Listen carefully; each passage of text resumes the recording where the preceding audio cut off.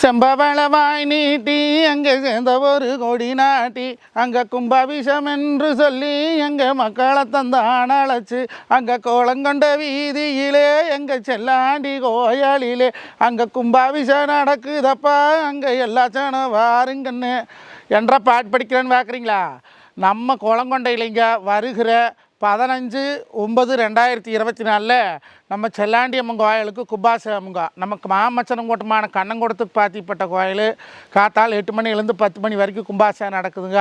அது சமயம் 14/9/2024 பொழுதோட 10 மணிக்கு மேலே உங்கள் விவசாயி கொங்கு மஞ்சுநாதன் தூரன் மஞ்சுநாதனுடைய தலைமையில் மாபெரும் சிறப்பு சிந்தனை பாட்டு பட்டிமன்றம் நடக்குதுங்க.